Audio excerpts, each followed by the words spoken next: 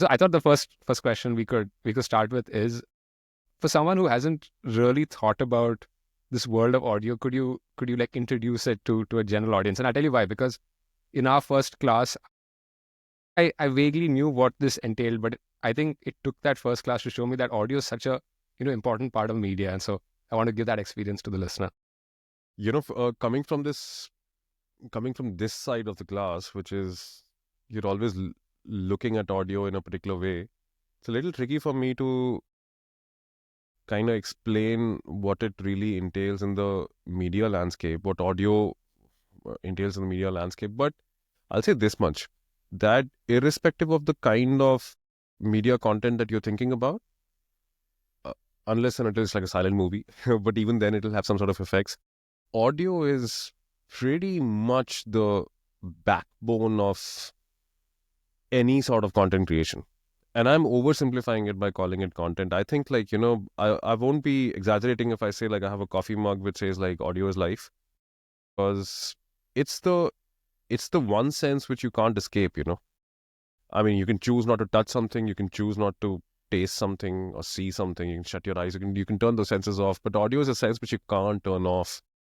And there is, I guess, some some merit to the fact that even when a mother's carrying a child, like, audio is a sense which has to be turned on. Like, I'm sure it's like a industrial death metal concert inside a human body that the kid is getting to experience, but it's just something which is always on, always active, and in equal measure, it's unfortunate that you don't seem inundated by audio. Like, just because it's everywhere, you still don't feel like, like the burden of audio around you. But at the same time, it's unfortunate that people don't notice enough of it. But I'm digressing. I'm riffing on this idea, but I just feel like if you were to introduce someone to the idea of audio, it's as critical and as vital as food. You've always been listening, and you've always been, well, chowing on calories. So that's the way I like to think about it. Yeah. I think we hear it so much that our brain automatically tunes it out. And this is something that you said in class also, like our brain automatically features what is not important, or at least what it's gotten used to. And so I mean, I feel like you have a heightened sensitivity to audio from my experience.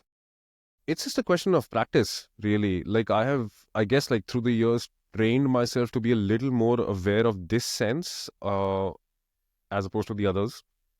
And just like a sommelier could smell a wine and tell you, like, like what he or she thinks that it's made up of, like, what are the sense, I guess, like, which are getting triggered. Like, I just trained myself to listen as closely as possible.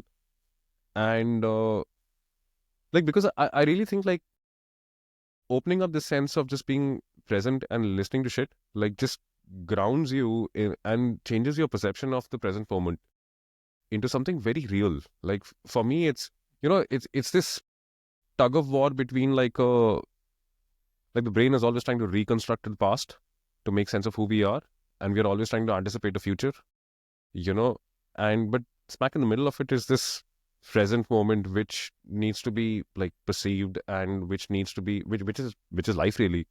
And in that sense, like, you just have your senses to rely on, like, to make sense of what's happening. So for me, like, I've just spent time in practicing and trying to keep this oral effect, like, very, like, front and center.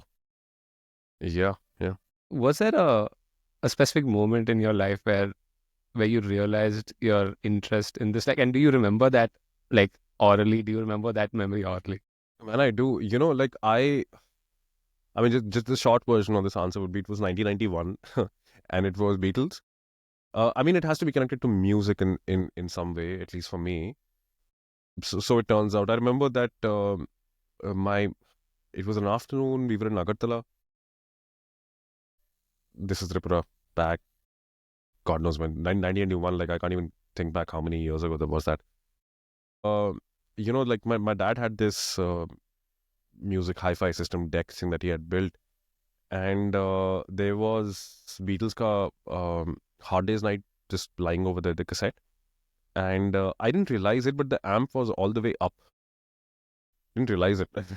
So I hit, I remember like it was just set up and I hit play. I'm sure I'd heard music before that. I mean, I remember like my mom playing like MS Subbulakshmi, Suprabhatam and all in the morning and all that ghar pe. But I remember that moment, man, like I hit play and that first chord of Hard Day's Night hit.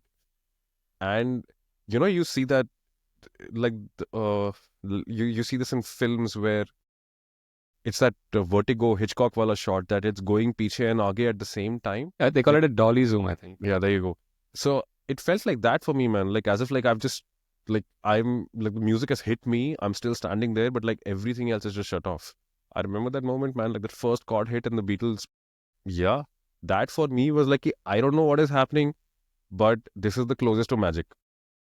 So and since then it's just been about like I started listening to music actively after that.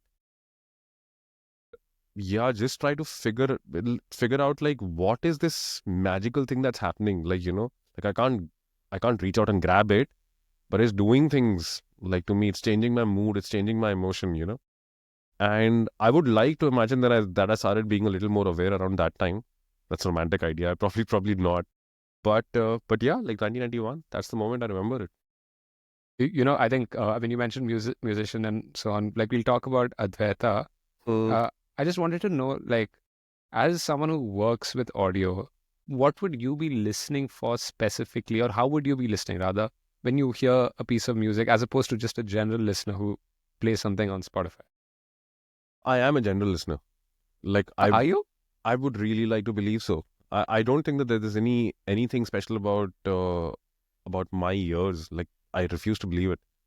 Like uh, I'll support this up with some arguments, I guess. Like I think the minute you get your eardrums get hit by some sound, right? Like you get hit by some sound. Now your brain is trying really hard to like notice it, filter it, whether it should react to it. If not, it suppresses it. Like even now, if I just stay quiet for a second, I can hear four different sounds, right? I can hear like a motor going off over there, or like some sort of a electrical hum, the lights over there. I can hear some high frequency coming out of it. What I'm saying is, it's there, like if you notice it. Now, in terms of music, it just has this magical ability to kind of zone in on your emotional center and change it, right? Now, I guess the broad category would be there are two kinds of listeners. One who would go out seeking for music, and one who would just listen to music and react to it. By seeking out music, I mean like you will go back and play something familiar again. Whatever it is that you like. Radiohead ho gaya, ya jo bhi. Like you play something that I feel like listening to this. And the other category, every once in a while, I think like everyone should indulge in it, is that I'll just play something, but I will tune in just for a second or two maybe, but really, really be honest about what it's doing to me. Like literally the subtle things, like does it make me just shift around in my seat a little bit? Or if I'm standing up, like does any part of my body just want to tap along with it? Just find some center through which I feel connected to the music. Now it could be rhythm, it could be melody, anything. I think everybody does that. And now there are angles of like, I guess like peer pressure or like society over here that thing is famous, so you should get with it, you should listen to it. I honestly don't give a shit about that. I don't. Like virtuosity or popularity does nothing for me. Music has to hit some emotional core center thing. It has to hit something, it has to change something momentarily. And then, I guess what I said about like, we are constantly in this habit of reconstructing a past to justify ourselves in the way we are right now. And that's all. Like, I remember the first time I heard the Beatles, and every time I put the Beatles on, like a part of my brain remembers that memory. And it's not the same impact at all. But yeah, that's it. So in that spirit, I'm saying I'm no different, but I am just investing a little more in the moment in which I'm hearing the music. I am just like, I can't do passive listening. I can't. If I'm, like last year when I was driving to campus for sessions, like it's a 2-hour drive, but I don't listen to music. Like I will listen to a podcast or something else. I can't do passive listening, man. Most of the times. And Yeah, that's it. Like when I listen, then stuff has to shut down. I have to really hear it. And if it is something which I've heard before, that's fine. I mean, it just like, but there's only one thing. Like I walk in and I'm like, Alexa, play Miles Davis. That's the only thing I want as a soundtrack of my life. Something mild should be happening, Piche, and that's it. I'm no different, man. Yeah, and anyone who says that they're an expert in, sorry, anyone who says they're an expert in listening, they are probably full of shit. Yeah, Yeah, no, yeah. I can totally imagine you in an elevator or something, and then like listening to the notes and thinking about why they put it in a particular way or what they could have done.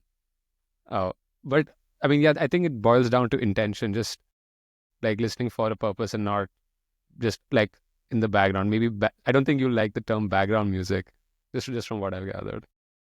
I don't have a problem with it because, in the spirit of what I'm paraphrasing, I guess, like this idea of John Cage, that there's always something happening. Famously, I mean, everybody knows about that thing, the 432, 433. He had this music piece where people had assembled for a performance, and this pianist walks up on stage and opens the piano and just sits there, a minute later or something, just like turns a page, shuts the piano down and all that. So the idea being that every time that piece is performed, it's different because the audience is different, and the sounds that are happening around you are different and all that. So there is always something going on. Now, whether we choose to notice it, make sense of it, steal from it, or get inspired by it, whatever you want to call it, there's always something going on. I don't have any pretense of like this superiority, that I, like you said, like if you're in an elevator and some music is playing in the background and all that, and you're hearing it, like I have no problem. This interesting thing happened around the COVID years. Like I've been trying this for the longest time, like when I start my day, I guess like everyone has been Huberman to a particular level. So when I start my day, I really try and get sunlight immediately. So I will just, trudge out of bed and like I'll walk outside and just like expose myself to some sunlight just for a bit. And I started doing this thing through the years that I would just like count the number of sounds I'm hearing. And in my mind, like just assign a fader to each of them and then just start turning it up or down. So like I can hear birds right now chirping. And wouldn't it be cool like if you can just like turn it up, and that turning it up just means paying attention to it. And turning it down would just be like not noticing it anymore, for example. So I started doing this thing where like for 5 minutes I would like really try and quote unquote like meditate with my eyes open, listen to everything and just like assign a sound to that fader, acknowledge that sound, assign a fader to that sound, acknowledge that sound and just like turn it down.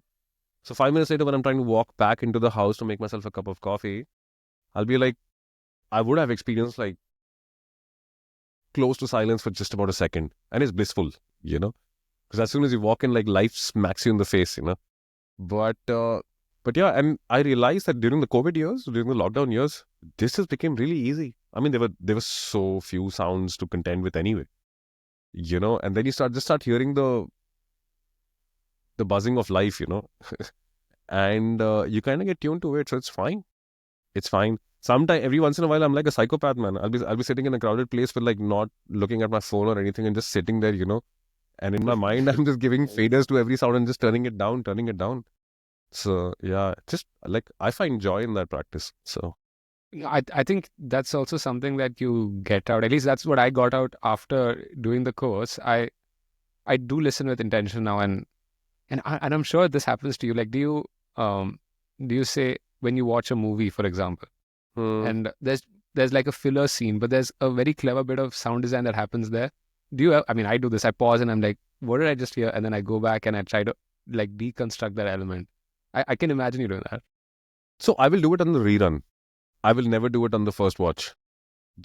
I think I think in a way that ki, whatever piece of content you're watching, right? Like play ho gaya, ya film ho gaya, ya kuch bhi ho gaya. Like whenever you're watching that, there is somebody who spent a lot of time in curating that moment. Like an entire team of people from like say a director to like, okay, let's just take a piece of music or, like somebody really spent a lot of time in getting that precise moment right, you know. And I know it because from being from this side of the fence, like you overthink the transitions between verses to choruses so much And then you realize that some people just like don't even get till the first chorus. Maybe the song sucks or whatever. But the point is that somebody really curated that moment. And for you, and that moment has meaning only when there is something preceding it and succeeding it, Like, there is a simple idea that you can only make sense of what happened now a second later. So in that spirit, like stopping it right then and there is just like destroying the experience. So I will take the time out and I will go back and I will watch the thing again or listen to it again. But you get only one shot at the first impression, man. And if something magical happens in that first impression, you are not in control of it. You're not sitting there and saying, ki, I'm not going to like this. Or you're not sitting there and saying, ki, just because it's, I don't know, Christopher Nolan, like I have to like this.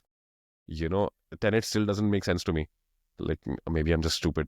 But yeah, like I will not pause it. I will not pause it. I'll definitely go back to it. In fact, like, every once in a while, like when my wife and I are screening something and you're watching something and even if it, like, yeah, it might not be the most important quote unquote scene, but maybe if she comes up with a, like a conversation starter key, oh, we have to get this done tomorrow or something, I'll pause it.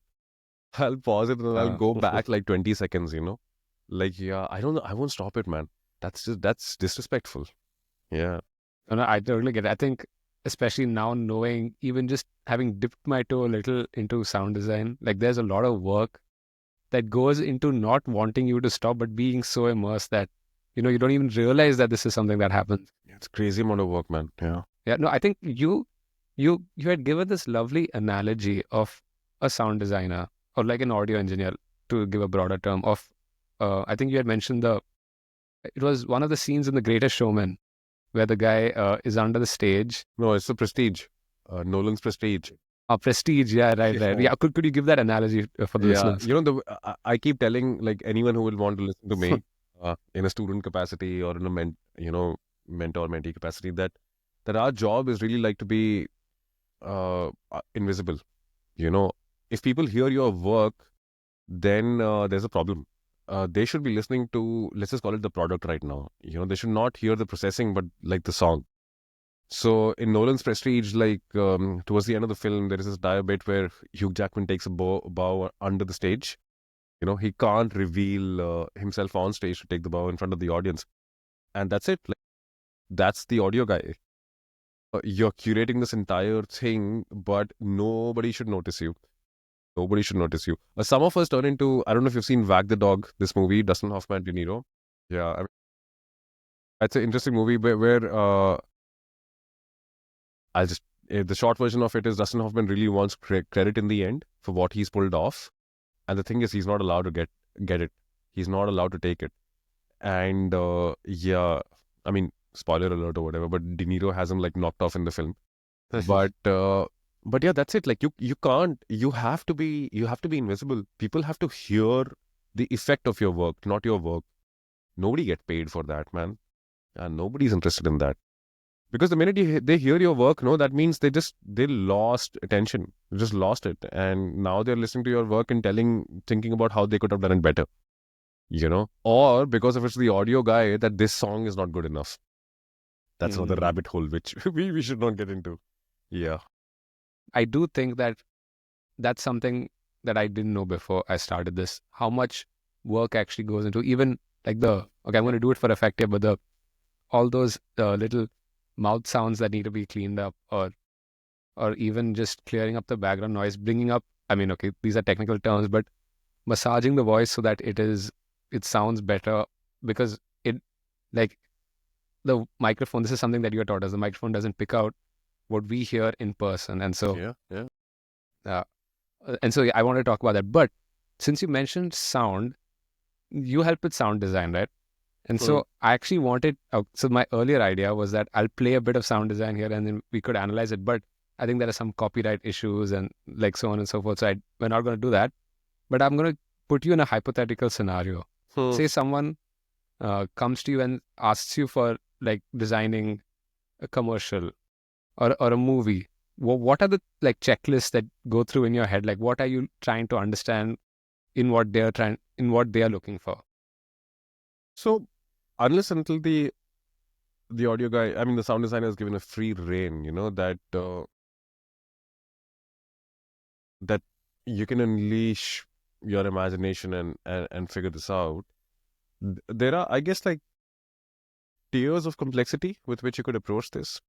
I guess the simplest would be that whatever you see on screen has to be populated with a sound. There is no such thing as silent in the real world. It just does not exist, right? So even if it was just this being shot and now you're designing this, like you should go the extra mile to record, say, room tone and maybe just the creaky sounds of the chair, for example, or just like the rustling of clothes, something. But I'm saying that that's the lowest tier. Now, you could take this a step further and you could say that, like, for example, those nature documentaries, no? Give me a second. I'm trying to fight off this cough. For example, those nature documentaries. Nature doesn't really sound like that, man. It does not. Like, there is, I mean, that thing is amped up and hyped up, right? So you could think like a geek and say that I have these 4 areas of focus with which I can design. I could approach it from an angle of pitch. So, for example, you see, say, like a monitor lizard on screen, right? And it's walking towards you, right? And I love the choice of animal, I must say, but continue. yeah, so you see a monitor lizard, and now you could slow motion this out and have like a really low pitched giant taiko kind of drum, like giving like big steps, right? And suddenly the camera pulls out and you see this monitor lizard walking towards a dinosaur, right? I'm saying that now you could zoom out and make it like the really high pitched sound could like really low pitched sound could suddenly become like high pitched and whimper up and all that. So rather, I mean, I guess what I'm trying to get at is it comes from a tier of complexity, like how simple and how unnoticeable do you want the sound to be? See, because if the design is not right, no, if the sound design is not right, then the visual sticks out. Like it becomes it becomes to me as if like there is like a narrative mismatch between what's happening on screen and what you should be hearing. Now, in the context of, say, like an animation film, like say something like, say, Wall-E, for example, I mean, then there are no boundaries, right? It's you are talking about like end of the world type thing where robots are cleaning out the earth while humans have left. Now you can go about it and do whatever you want to do. But I guess just those going back to those 4 tiers, you could approach it from pitch. You could approach it from what I guess what I call the shape of the sound, like how transienty or how slow evolving it is, right? Of how how how the envelope and the frequency, the pitch match together to give it like a timbral sense. I get what you're saying. I think there's something so interesting in the example you just gave of the monitor lizard. The having that change in sound and like meshed in with the change in video angles. This is the scenario that we're picturing in our heads. I think that immediately tells the story, right? Like you're first looking at this lizard as this big lordly creature, but then when you zoom out and compare it to a dinosaur, it's like this very tiny animal. And I think that really shows the power of sound design in that one example there.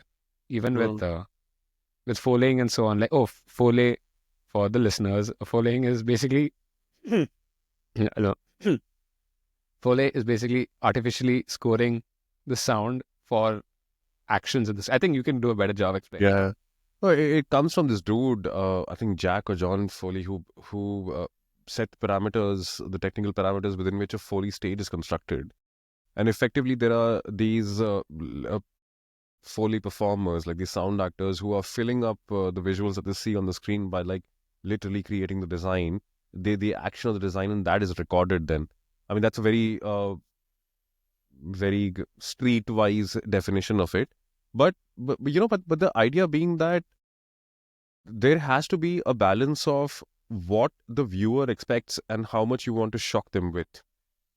So for example, if you think of Dune, those grasshopper, like I forgot what they were called, man, and But those helicopter, but yeah, grasshopper helicopter. yeah, grasshopper helicopter. I forgot what it was called, but like that, it can't be a helicopter. At the same time, it can't be like not like a helicopter. So like there is some middle ground. There is this balance of what the listener is expecting, what the audience is expecting, and how much you can shock them with. I every once in a while I like doing this. Like I'll leave the camera, like the phone camera on, and just like I like to cook a lot, so I will just leave the camera on and I'll shoot myself like cooking.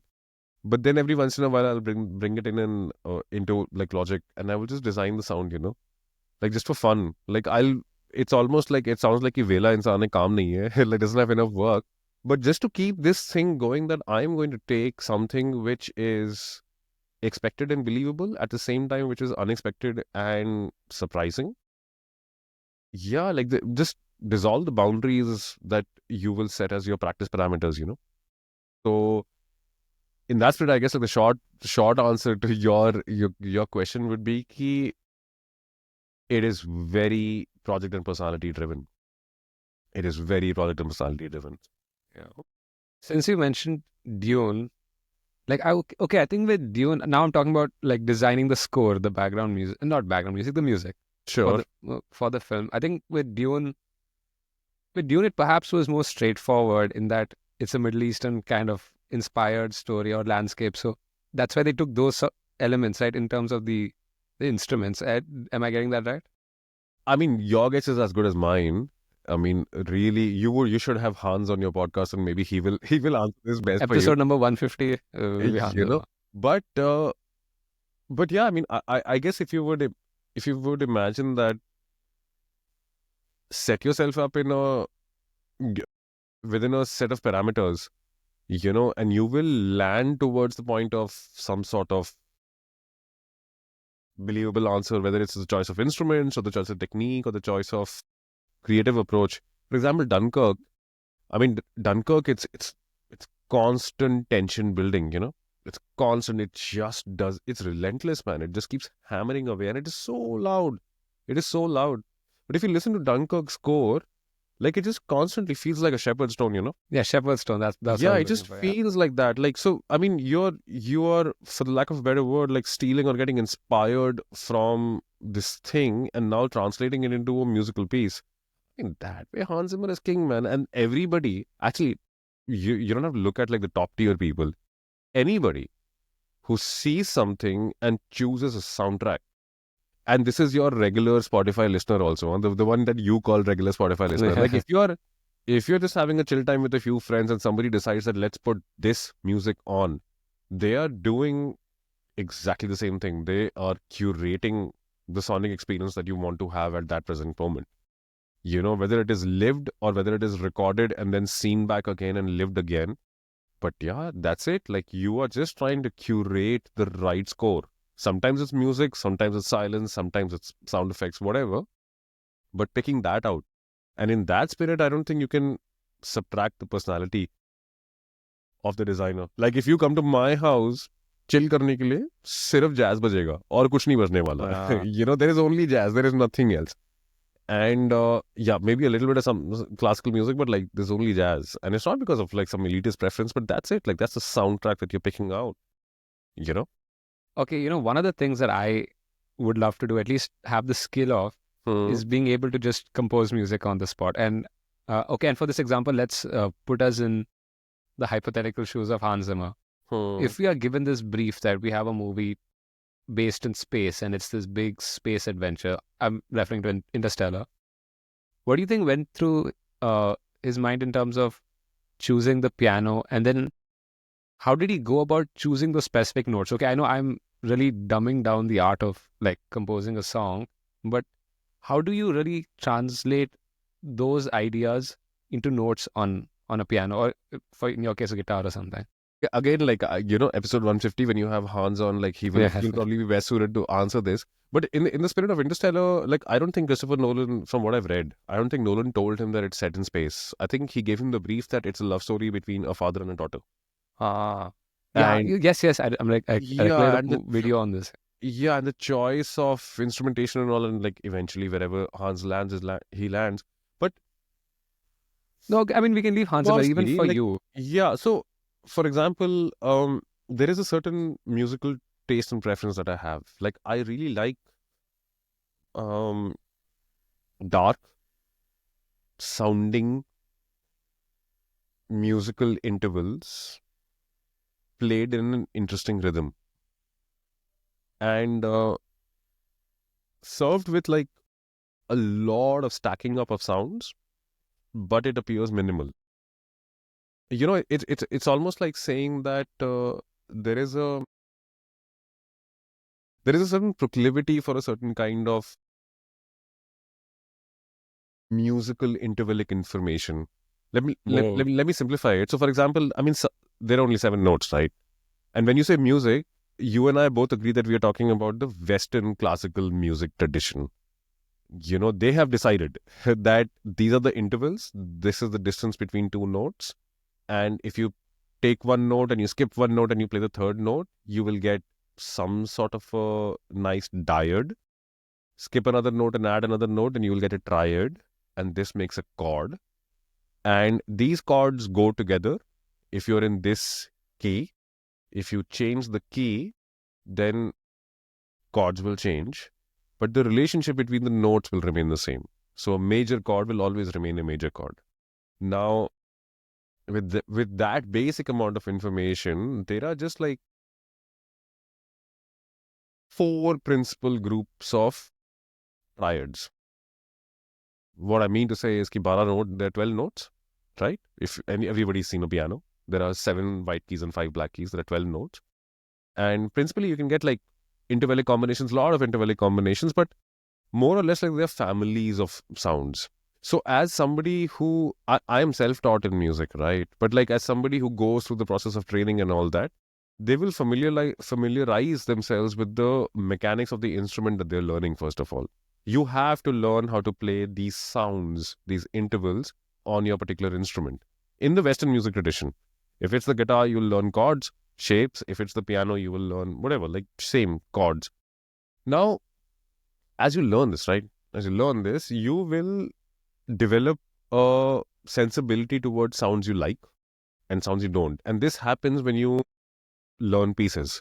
So, for example, if you sit and you transcribe Bach, for example, or if you do, I don't know, Miles or whatever, like when you transcribe, no, there is a certain language that you begin to appreciate. That it sounds nice when these set of notes go to these set of notes, and then they go to these set of notes.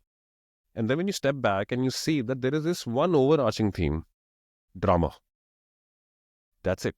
You know, I'm sure you've heard, everybody will resonate with this, that we like to tell stories. You know, even a simple incident of like, "Arey, pata hai kya hua subah?" Like it begins with this enthusiasm of like storytelling. And musical narrative, the heart of it is rooted in this idea of storytelling. There is drama. And that drama can now be broken up into 2 parts. You have to do something to build up the tension, and now you have to do something to release that tension. And keep this going cyclically as many times as you will get some sort of form now, right? That is it. Now, for certain people, certain kinds of sounds evoke a feeling of tense, quite tense, very tense, unbearable, you know, and this resolution is okay. This one sounds divine. This one sounds godly. This is unbelievable. And when you now start arranging these blocks within the parameters of a melody, take something as simple as happy birthday to you, right? Every culture has heard it. I'm not going to sing. But if you play the first line back in your head, happy birthday to you, it's straight, happy birthday, right? The third line is setting up if you now imagine you finish the song at the third line, like happy birthday, dear Ishan. Oh yeah, that's it. That I is feel little tense. that is tension, man. You cannot leave it there. Everybody that is listening to it with a base level understanding of drama will be like, resolve this shit. Yeah. And the last line resolves it. You know, whether it's happy birthday to you, whether it's the most complicated piece of music that you can play out in your head right now. Everything is tension release. That's it. There is nothing else. I mean, we do it in spoken word, right? If I was to continue talking like this nonstop, and like it'll just become boring after a while because there are no rests, there are no intonation moves, there's nothing. But if you slow down, now I'm not saying I'm Morgan Freeman, but there is a certain kind of pause which you can introduce in your spoken word, which leans onto the next one, you know? That's it. Like we are constantly trying to do it all the time. Create moments of drama, create moments of tension, and then resolve them. If the resolve and if the release in this tension is accepted by a wider demographic, you have a hit on your hands. And then it becomes like a new form. Then it becomes popular. It becomes flavor of the month, of the year, of the decade. It becomes this thing which everybody will do, right? And then the slightest amount of deviation and change from that will completely turn the industry the other way. You know, like abhi, I don't know, hip hop ka zamana hai, for example, rap is in, you know, sure, it's a great art form. Just yesterday, even though I said I don't listen to music in the car, but like, you know, the new Kendrick album kicks ass, man. Like, you know, full power, like turn it up and like play it. But yeah, like eventually it will go. It has to. It has to. Something else will happen. And then something else will happen. But yay. So go I mean, it's a long digression to answer that simple question that whenever a so-called informed and quote-unquote educated music producer is trying to do something, right? The choice of notes and all of it stems from this basic idea of what feels like home. And now in how many ways can I step away from this home, create some sort of tension, and then get a roadmap to come back to this, you know? And the more you study the forms of music, the more you start seeing the formulas. And the more you hear the stuff that you like, you're like, this formula seems invisible in it, you know? So, yeah, I don't know if it answers the question, but like, that's the way I would like to think about it. I think it does. I think it does. I think even, I mean, this might be a bit of a stretch, but it might not be. I think the just this idea of tension release can be seen in other forms of media, creativity. I don't know, you can choose the word, but like in writing, I'm sure there's, like if you're writing a novel, for example, I'm sure there is some way in which you can sort of overlay this formula of tension and release to keep people engaged. Like you want them on the edge of their seat, but you also want them to relax and lay back as they consume a piece of Absolutely. I mean, I'm no expert on on writing or whatever, but like, you know, sometimes there is this idea that you feed the reader sentences of different length, you know, just that like adds a certain rhythm. And I guess it was great writing, no? For example, again in the spirit of like Hugh Jackman taking about the end of Prestige, it's almost invisible, man. I think Orwell, it's his line that good prose is like, you know, imagine you're in a room and like there's a window, and good prose is like looking through the window outside. It's not looking at the window. You know, I'm paraphrasing over here, but it's kind of like that. Like same thing. The idea of good work done should really be invisible. It has to be irrespective of the form, irrespective of the creative art form that you're trying to talk about. Like it should just be you're seeped in it, you know. Yeah. You shouldn't notice the art form itself, but what the artist in whatever medium you're talking about wanted you to feel. Like that is the gold standard. Yeah, see, this goes back to what we started our conversation with. Like my idea is that I am more interested in what any piece of music, any sound is doing to me. You know, like because I am not special or nobody is special, man. Like if I'm reacting a particular way, there has to be at least one more person in this world who will react the same way. And come on, like that number has to be much bigger, right? And that's it. Like set number of people are going to now react to it in a certain way. Like if there was now a loud bang in the corridor, all of us are wired to like turn back and like hear that sound. I'm just, it's an extreme example to give, but I'm just saying ki you must really be in tune with or try to be in tune with ki what did that do to me? How did I react?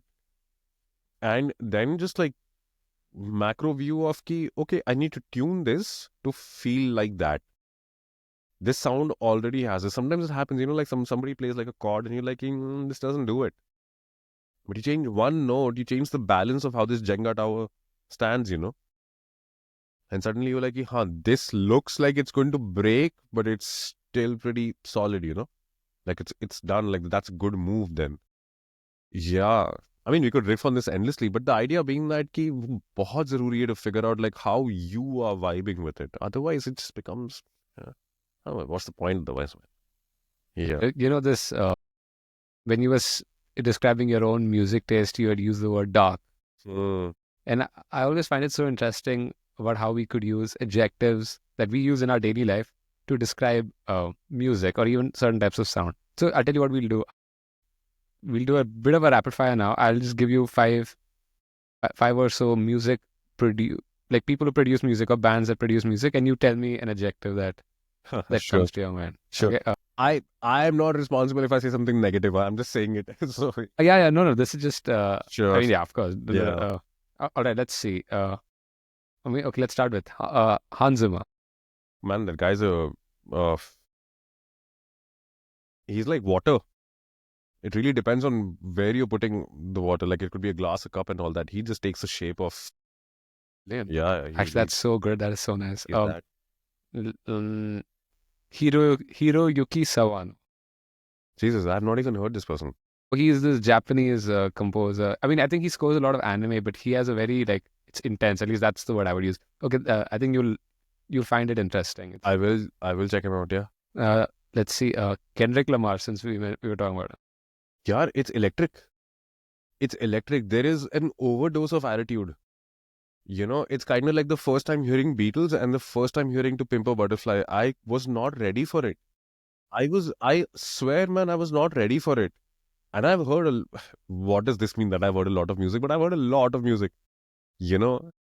This doesn't sound right after the composer you named. And I'm like, I've not heard this guy. But Yeah. I remember the first electric, man. It's electric. Yeah. So much personality. Yeah. Have you heard of Howard Shore? Like he scored the Lord of the Rings. Yeah. What would you say to him? Yeah, it's, Howard Shore. Okay, I don't have a one-word answer, but Howard Shore to me sounds like the sound of like a never-ending horizon. Like it just seems that this expanse is so big and so wide that you could just सब कुछ समझ आता है उसमें. Like it can contain everything at the same time, and at the same time you could stare at one thing. Have you seen Mark Rothko's paintings? I know No, I've somebody will not. disagree, like ki Mark Rothko and Howard Shore, but Mark Rothko's work and Howard Shore's music like sounds like it's dense, it's layered, but you could just pick to look at the whole thing, and it seems like, it just seems like everything belongs together. Yeah. The rapid fire thing of answering in one word is not working out. No, that's Yeah. okay. I mean, I do want to pause it here since I mean Howard Shore just came to my mind, but I did want to talk about him and his work, especially with the Lord of the Rings, because I think it really speaks to what it takes to at least create an iconic tune. Like now I can hear the tune of the Shire, and I'm taken to that movie. I'm taken to that story. Even, I mean, for that matter, even Hans Zimmer.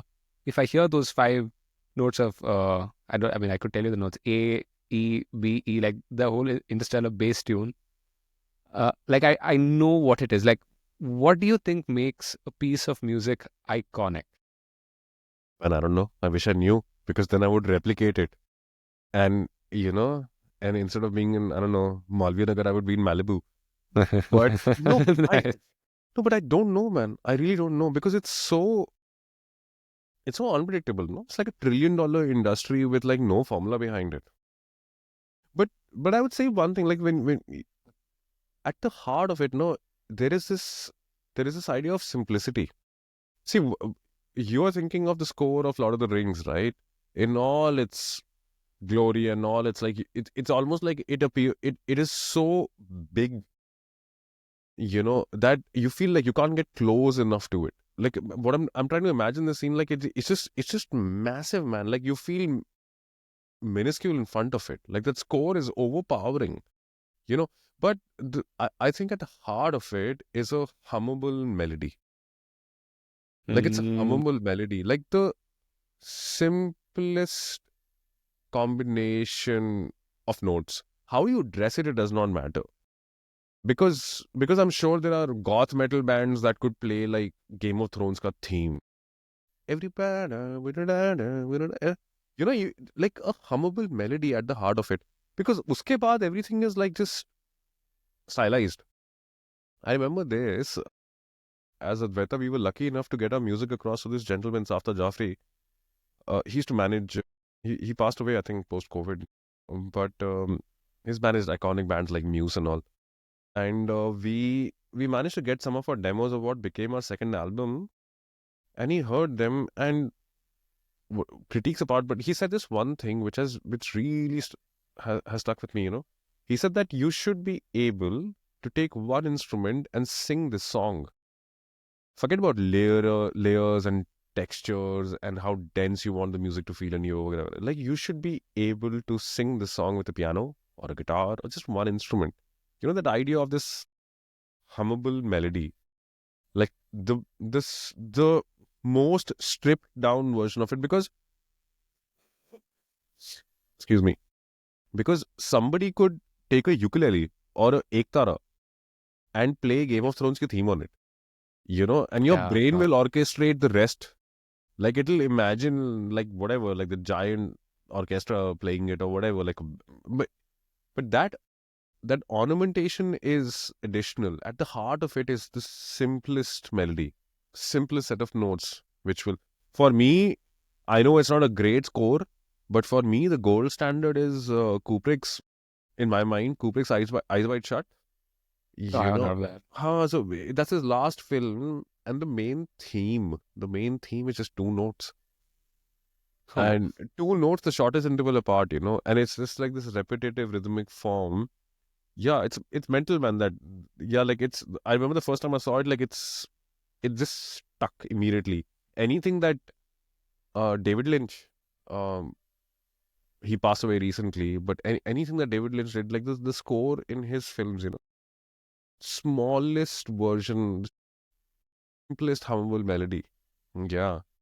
At the same time, I mean, if your foundational level of what defines simple is slightly elevated and slightly complex, then sure, maybe it might be too simple. But yeah, but my test, for example, like when I'm making something, whether it's a jingle or whatever, like kisi cheez ke liye bhi na, like I will always play it for my kids. If they now my son is a different story altogether, but like even my daughter, who's not shown as of now like any, she goes for some music classes and all that, but she's not shown an immediate like proclivity to sing and all. But if she starts humming it, then like it's done. Like if you've attracted the attention of a 4-year-old kid, how tough can a 40-year-old be?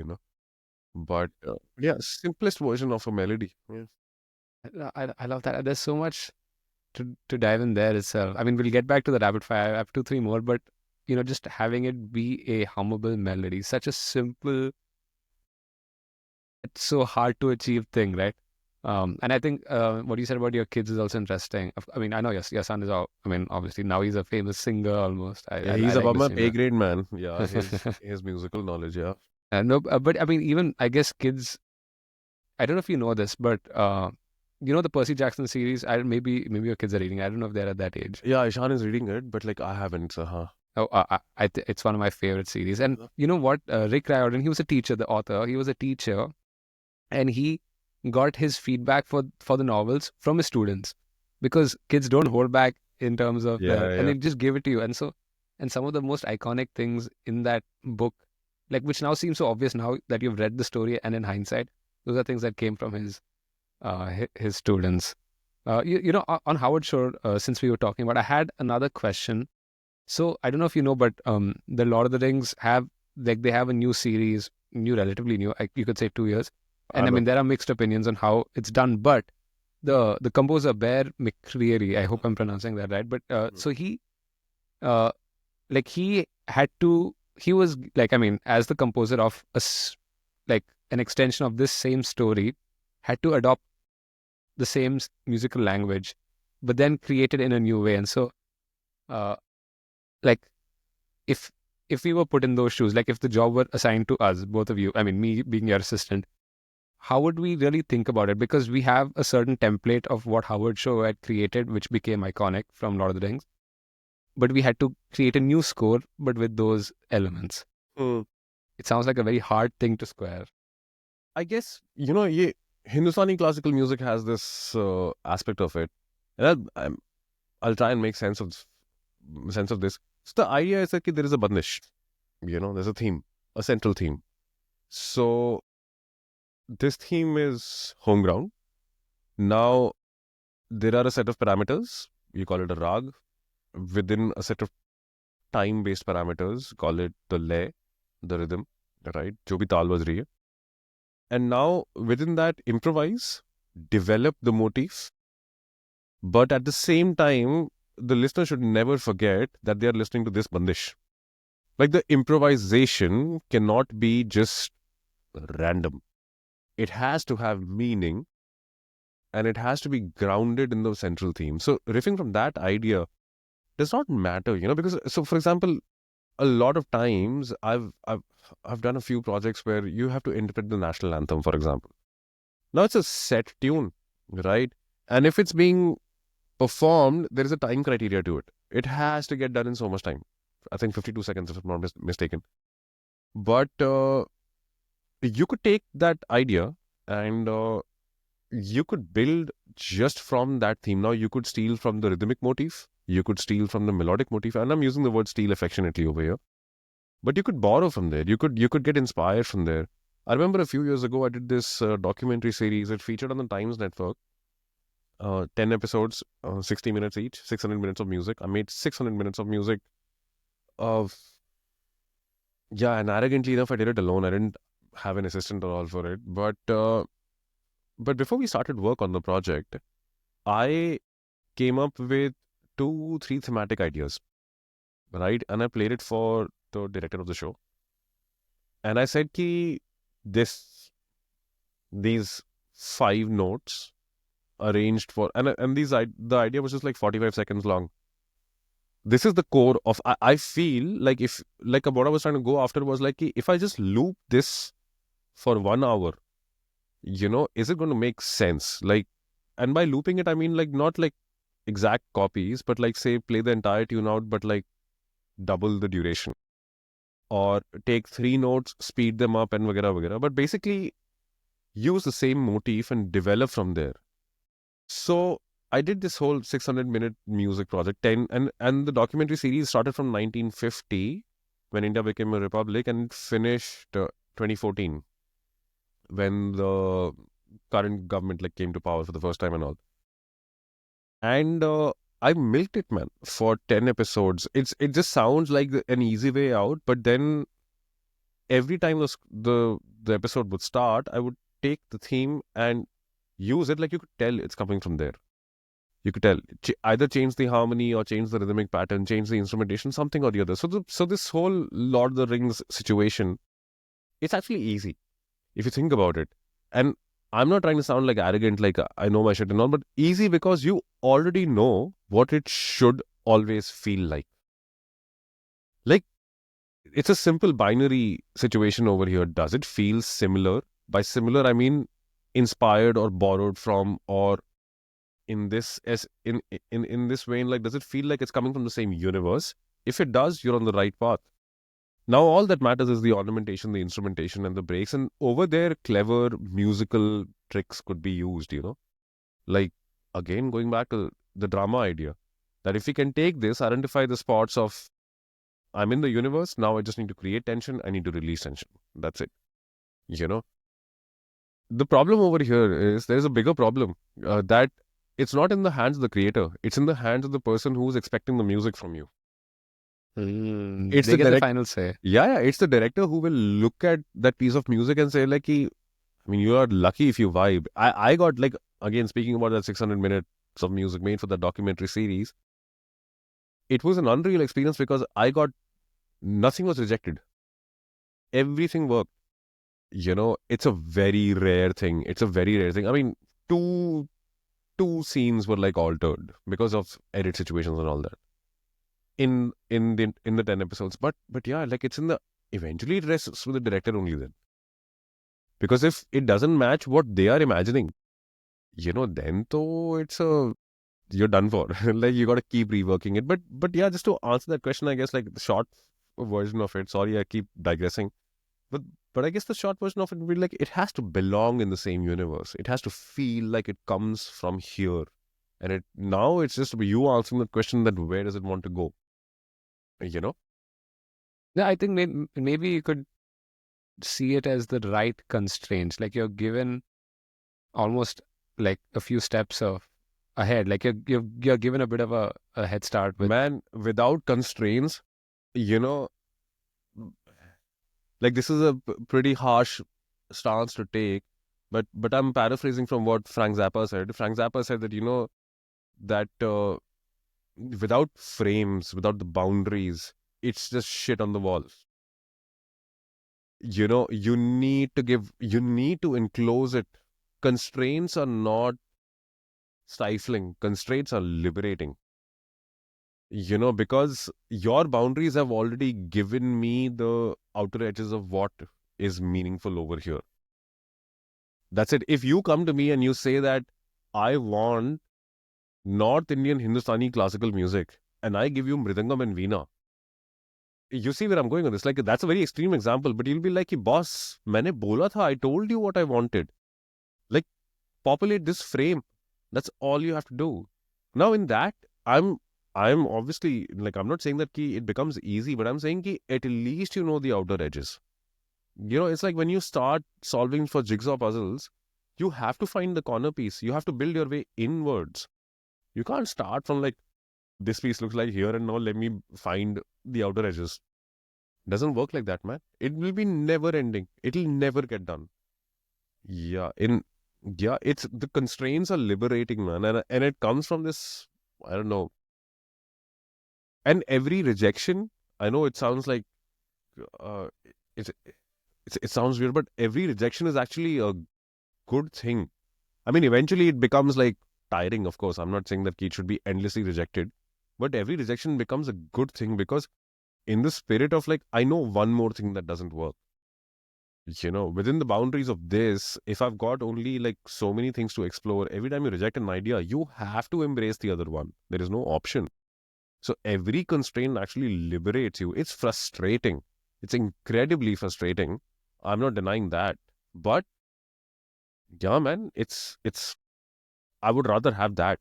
In fact, like whenever I start work on a project, even if you're totally going in without any, I mean, you're creating from ground zero, right? Like you have no idea what is expected. But I will always ask a director or whoever is the captain of the ship, what are you hearing in your head? Just tell me your point of inspiration, starting point, Kuch to reference hoga. Just tell me if you're seeing blue so that I don't start with yellow. That's it. That's all I want to know. That's it.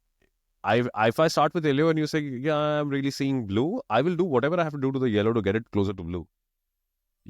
Adding green. I believe that's how it works, right? Oh no, I'm not sure. Yeah, neither am I. No. It's blue and yellow which makes green. Sorry. Oh, there you go. Okay. But I mean, all I'm saying is the constraints are liberating in that spirit, and knowing that you have to do a lot of the things. I mean, yeah, get it. Then it comes down to skill of how equipped you are with the like production chops, But no, I totally see that. I totally see that. So I had three more people that I wanted to ask you, and we'll take your like what word you'd associate. Led Zeppelin. Like that's the gold standard, man. That's the greatest band ever. That's the greatest band ever. And I know I started with talking about the Beatles and all that, but Led Zeppelin for me, it's just like it is perfection. It is perfection. Like one half of me as a bass player just wants to be John Paul Jones. And I'm always on the lookout for like who is doing Bonham shit, Yeah, Led Zeppelin is just gold standard of a band, what a band needs to be. Yeah, just I don't have a word for it, Barry. It's just like, yeah, I'm getting goosebumps talking about Led Zeppelin.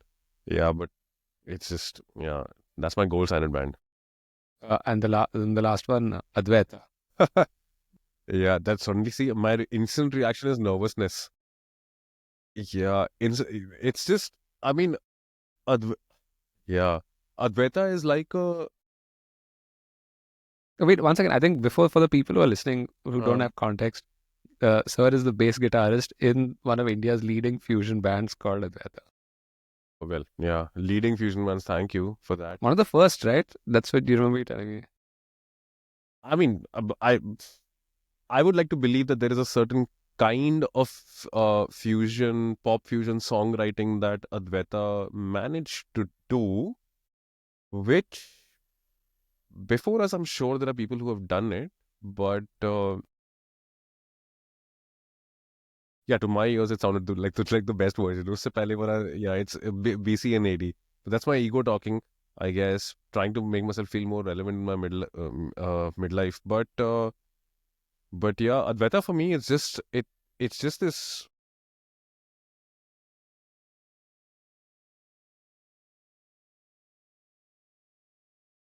I'm stumped, man. You know, imagine a seesaw, right? But it's a. You've played that game Monument Valley. No, I've not heard You, of it. you should really try check that game out. But imagine like a seesaw, but it's got like a sideways dimension to it also. So it's not just this. Yeah, but it's like it needs balance on every coordinate. It just needs balance on every coordinate and like the right precise amount. At least in our minds, like Advaita is that like when I said our like in the band's mind, like there is this I would say overthinking, but not in a fatiguing way. I would say overthinking. No, I think that's a very apt thing Yeah. in just what you have, in what really goes on in just writing a song, right? You listen to it and you're like, okay, I think the bass of the bass guitar needs to be amped up a little, or I mean, I'm simplifying it, I know, No, but you know the okay. Let me try and riff on this. So the idea is that change is a constant. Everybody agrees, right? So now Advaita the band is 20 years old, and in 20 years, the band as an identity develops and evolves a certain way. It is a part of the soundtrack of a lot of people's lives. There is a past that is being reconstructed by an audience, right? It's also part of us. Like we wrote those songs, so we are involved with making sure that the songs remain alive. The thing is, the members in the band, right? All of them are also growing and evolving. Now they evolve. I mean, 20 years, man. It's a lot to expect for six people to evolve in the same direction at the same time and all of that. Now, the tussle between getting your personality into the band while retaining this perception of what the band needs to be, while just sneaking in a little bit of evolution. That let's go in that direction a little bit. That's, I mean, that's the story, really. So you could become mildly successful and then try to hold on to that image for the rest of your career. And that's a very good place to be in. There is no problem with that. It's a good enough runway if you can monetize and capitalize on it and all that. That's great, right? There is also this idea that you could become mildly successful and then you could use that platform to try and experiment a little more boldly.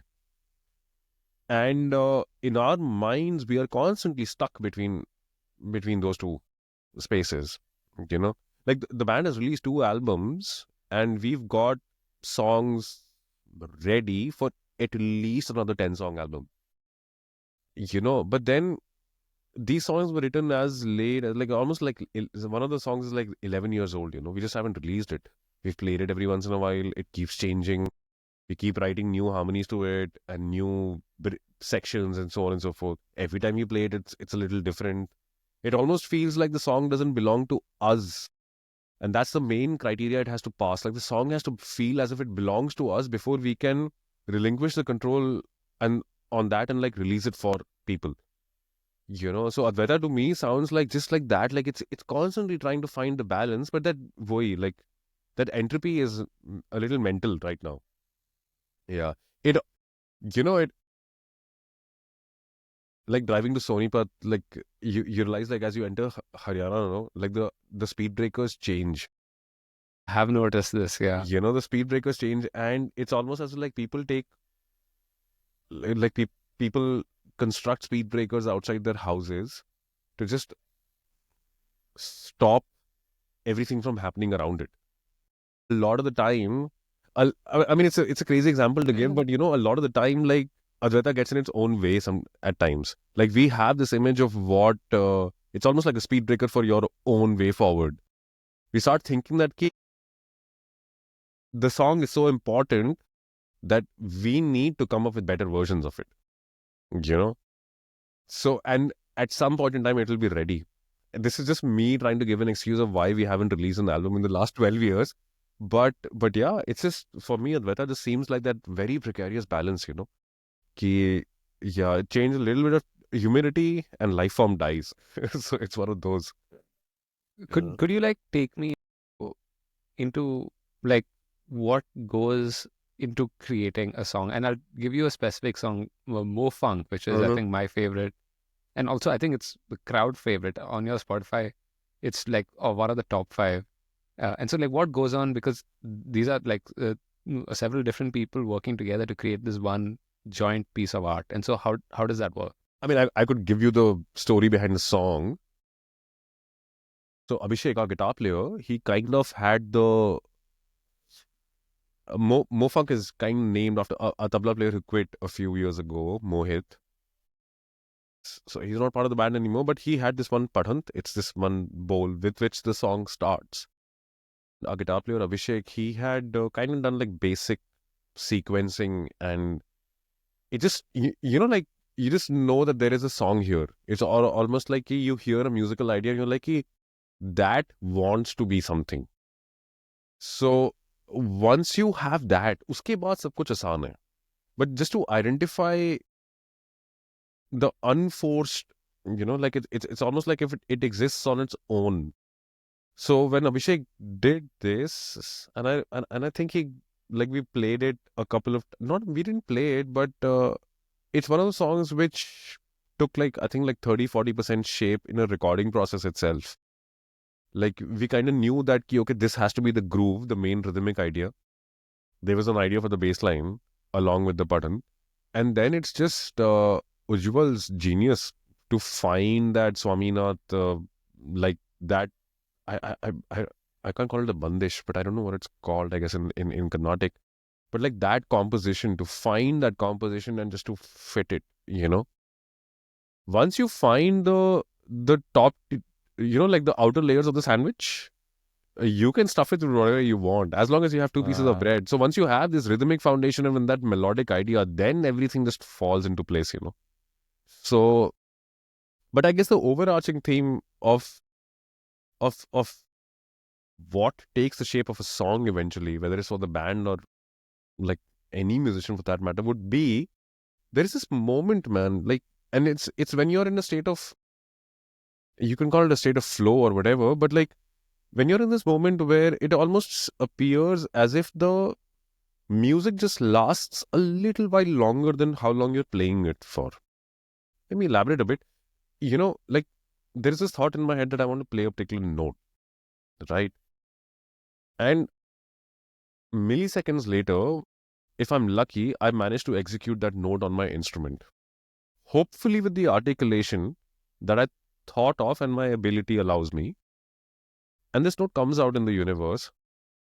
Somebody hears it, like whoever I'm playing with, like my drummer or whoever. At the same time, I've also heard it. But the thing is, now there is this very fine balance of, of coming prepared with, I already know what I'm going to play next because of patterns or whatever that I've practiced or jobi. Or I genuinely react to that note. And then I react musically, right? So, you know what I'm saying? That the music exists for just a little while longer than it's supposed to. Like it's Yeah. it's not like you're slowing it down or speeding it up, but it's almost like it suspends a little bit. And when it suspends, you can identify the magic. You can almost see that moment of rest or inertia before the momentum comes again. And if you see that spark, which if you're in a playing unit like a band, and if you rehearse regularly, those, let's just call them miracles, man, they start occurring with a greater frequency. It happens. And it's your job to make sure that this shit is being recorded so that you can play back and verify this, that there was something there. And then one second. And then your instinct as whatever you want to call it, arranger, producer, guitar player, whatever, like, man, I will react like this. Something else will happen. On that same album, there's a tune called Mandirva, which is again based off of Bandish.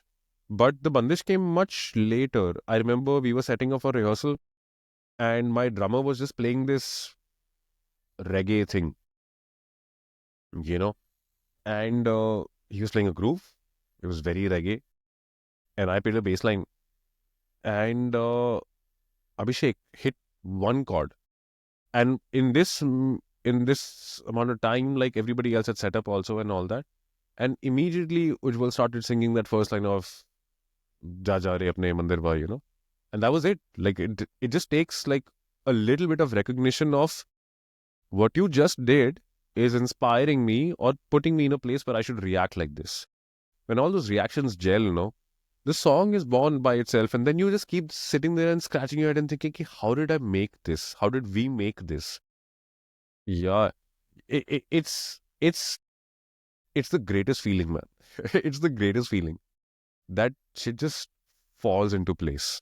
It's like a satisfying game of Tetris. Ah, that's such a brilliant You know, metaphor. yeah, it's something, and it happens with the more you practice as a unit together, the more it'll happen because you tune in. You almost know what this, fellow musician in your band is going to do. That's what makes Led Zeppelin great. Huh? Like it just feels like none of that shit was planned. It was destined to happen. And when it happens, it's just that all four of them it's like a wrecking ball hitting you, man. The only other band that gives me that feeling, not the only other, a lot of them do, but like close to that feeling is Tool. Yeah. Tool, TOOL, I'm Yeah, guessing. yeah, that band, it just same feeling. It's like Led Zeppelin on steroids, you know? I'm checking it out. Yeah. But sorry, like I get very romantic with this idea of like, that magical moment of should not be, you should not be overthinking that. But that magical moment, man, it happens, and when it happens, it's joy. Yeah. No, I mean that energy is so contagious, and I think I see it in creative people in general. That's one perhaps thread that ties all creatives together. Yeah, I mean, I was wondering, like, and you answered this, just how do potential competing creative visions, or at least since there are other people involved, right? And each person might, like, they might have some form of creativity that aligns, but there are also some creative dissonances. And so I think it's perhaps a case of trying to find what works for both of us, and then that's when it strikes, and you have this sort of eureka moment, and you just power through. Yeah. I wanted to ask you about teaching audio now. Like, okay, for the listeners, you taught a course at Ashoka University called Fundamentals of Podcasting, and you also had another one, The Art and Craft of Sound, which I actually feel bad that I couldn't take. I'm curious to know what goes through your mind when trying to prepare a curriculum, even when you teach at SACAC, Sri Aurobindo Center for Arts and Communication. Yeah, yeah. I was like preparing, when I was preparing for this, I said that in my mind a couple of times. Yeah. So what goes in your mind when you're trying to design a curriculum to teach something audio related? What I'm trying to get at is, what do you want your students to leave with? So, I mean, when I said about designing the course, I want to answer the fundamental question, a couple of fundamental questions. First thing is how would I like to be taught? That's a very egoistical position to be in. because I assume that everybody wants to learn the way I would have wanted to learn. But like when I said, "Ki, how would I like to be taught?" is that ki, what is the thing which will hopefully bait me in a good way? Like it'll hook me into this. Why should I give a shit about audio? You know, because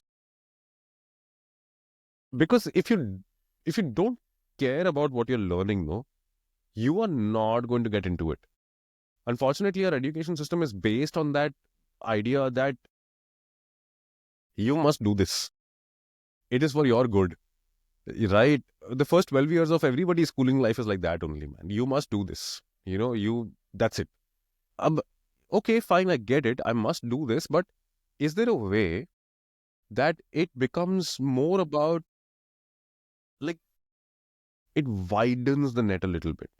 Can it be more like connected to life in some way? That's so for me, like, for example, I have this simple idea that if you've heard music and if you've eaten food, you can become an audio guy. There is, like, that's it. That's just the criteria. Because nobody thinks twice whilst eating something and saying, oh, it has too much salt. There is no difference between that and knowing that this shit is too loud. I need to turn it down. Right now, there are strategies in figuring out the right amount of sodium that needs to go, like, into your food. Right? In the same way, there are strategies to figure out, like, what could be made to appear as too loud or too soft or whatever. So with this idea in mind, that how do you connect it? That's my core at, like, getting at designing any sort of teaching material. It needs to be embraced as if, like, okay, this shit doesn't seem alien to me, because you want to sneak in the technical bits. If you start right from the technical bits that audio is energy, vibration, amplitude, frequency, you will lose your audience span. Doesn't work like that. Excuse me. And the second idea is that, is there a first principles way of getting at this? Okay. That how can you engage a potential student into understanding the basics at such a strong grounding that tomorrow when they are presented with a set of problems, they should be able to weave their way through it to the solution. And I mean, in my sessions and in classes, I keep referring to as like tattoos that you should get. There is this one idea of cleaning it up and turning it up. That's it. That's all you have to do. Like, get rid of shit that you don't need and bring the shit that you want to hear into focus. Now, there are various strategies involved with that. And it is endless and it is super deep. And I'm still exploring, like, certain depths and all that. But, like, that's the idea. You should be able to connect it to something that you don't identify as a skill.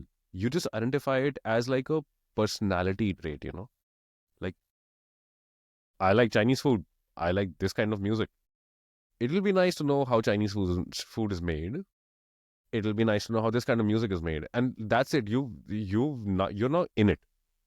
Now it really depends on trying to figure out what are the connections we can make in terms of the stuff that we really need to know. And I mean, in this day and age, you can get away without being too technical, right? Because a lot of the heavy lifting can be done by software. But that's it, man. Like the idea being that base all of this on the idea, like, some first principle level of thinking that you should be able to grasp at it, but, like, and figure the way out. Aage, I mean, that's a very, and then there are obviously, like, within the scope of a curriculum, there are certain things that you want to touch upon and you want to do them.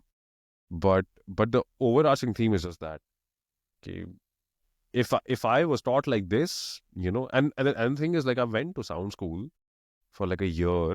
I mean, it was supposed to be 6 months, but it turned out to be a year. But yeah, none of it was taught like this. And was it technical? Like, I mean, it was. I mean, kuch bata diya and all that, but, like, it's almost like bookish, But in the next 5 to 6 years, while working, I figured out stuff, and which happens in every line. Like, I mean, you can learn your bookish stuff, but once you go out in the field and you are doing an actual job, you're on a gig, that's when the learning really comes into play, and you're like, man, that doesn't matter how many self-defense techniques you learn, right? If you're in a situation like you have to remind yourself to bring them into the forefront and use your techniques. So eventually, you want to get to a point where there is no separation between the technique and how you approach work. Like you are doing it like that. Like in a fist fight, you will pull out your taekwondo skills or whatever. Like, think of a weird example like that. But that's it. It becomes a part of your life, And otherwise, I feel like education is just functional then. I mean, it's okay point nahi hai. Yeah. I mean, sure, it's nice to know what, calculus and derivatives are. But It's not nice. I don't think it's particularly no, nice. it's super fun, man. Yeah. Like seriously, there is some joy over there. Like, but wait, the idea that you have to figure out how it connects to life. Yeah, otherwise कैसे होगा? Otherwise it's just bookish knowledge. It's pointless. Yeah. Okay, last two questions. Sure. Yeah. If say someone is listening to this conversation and they're convinced, they're like, okay, you know what, I want to get into this world of audio, not even as like a job, but just as an enthusiast. What do they do? Like, what is some actionable thing that they can take right after listening to this episode? I would say that the simplest thing you can do is take out your phone, turn on the voice memo app, and just record stuff. And listen back to it through a set of speakers or headphones सबके पास हैं, that you're comfortable with, that you own, that you're comfortable with, and just try to see the visual aspect of the sound you just recorded. Because even through a simple phone, you will hear depth, you will hear differences in loudness, you will hear differences in how bright things are, how dull things are. I mean, just basic shit. Once you hear it, if that grabs your fancy, right, then that should bring you to the next stage, which is, I am hearing it like this. This microphone on a phone is hearing it like that. How wide is that delta? And now what do I have to do so that the mic hears like me? And now enters a very basic software. You could get simple sound editing software on your phone for free. You could, if you're adventurous, you could get your hands on something like Audacity, SoundForge. If you're really adventurous, you could get something like Reaper. And just teach yourself the basic idea that how do I null the delta between what I'm hearing and what the mic is hearing. The closer you get to reducing this limit, the next stage is that I'm hearing this, I want to hear that. So take the recording aspect into some sort of post-production, and then you will realize that things that appear further are darker, and then somehow the geek in you will be awakened and you'll be like, oh, high frequencies die faster. That means I could record things really close and darken them up and they will appear distant. And then it's just like you're off to the races, man. It's just like play, record something, record something. Sound, I mean, just to be geeky about it for just a little bit, sound is just air moving. Just capture some air and hear back. That's it. That's how you start. And once you start, it's just about hearing the difference between how you hear and how a mic hears. And then asking the questions, okay, if you've reached till that point, then you'll be like, okay, doesn't matter. Now you can look up some YouTube videos or come and do a course with me. I will sort it out for you. Yeah. Join Ashoka or join Sakak and you'd be good. Yeah. No. You know what I really loved about your answer? Like you end up in such a scenario, once someone goes through exactly what you said, they would need to learn, those technical aspects as and when the need arises. So when they're trying to null the delta, they'll realize, okay, maybe I want to change certain parts of the frequency. Let me just say that. So you learn what an EQ is, and then you learn what compression is, and so on. That's brilliant. I have one more mini question before the final traditional closing question. Okay. the mini question is, I mean, I have to ask you this, but as an audio engineer, what mic do you use? Man, I have a closet full of mics, but I figured, huh? this one is a Sennheiser 441, Is it a and shotgun? no, it's not. It's a well, it's a dynamic mic, but it's the king of all dynamic microphones. Wait, And it's not a condenser. I no, mean, I it's not. can't make out from this thing, but it's not an XLR. It is. It's got Just a geeky thing, but huh? no, it's a I mean, it's a dynamic mic, and Acha, it's okay. yeah, I love this mic. I mean, it looks super cool, but it sounds great. Yeah, I can hear you like loud and clear. Yeah, I mean, boy, I used to have a shitload of microphones, but like last year in June, like during the Delhi rain, I lost some microphones. But I have like some 6-7 mics left with me, so I will rebuild again. But this is Sennheiser 441. I mean, the reason for the listeners, the reason it's so good is because of that, and it'll be the audio will be good because I will edit it. The last question, and this is so I've like on the show I have this final closing question, which I've actually stolen from Tim Ferriss, something I learned recently when I was reading his book. Which book was Yes, and that? you can like the Tribe of Mentors. It's somewhere there. I don't know. Basically, he in that book he asks people from all walks of life about their life advice. As a life advice is its whole thing, but the questions are very interesting. Tim Ferriss has some great questions. So this question is: if you had access to billboards all across the world for like a day, what is the one message you'd put there? And I mean, and you can take this however you'd like. A short line and a big line. No, the short line would be present. But I guess the big theme is that key, like this present moment, it's not a dress rehearsal for a future version of our lives. It's not. This is it. This is it. So for me, like that, be present is really this. That key. I mean, I don't have copywriting skills, but if that billboard was to be populated with a line, it would be just like, your life is not a dress rehearsal for another one. That's so good. You know, I yeah, like my aim. That's what I kind of tell myself constantly, that that this is it, man. You know, and yeah, I mean, it's not meant to be this inspirational thing or whatever, but it's just like so simple. Yeah, it's not a dress rehearsal.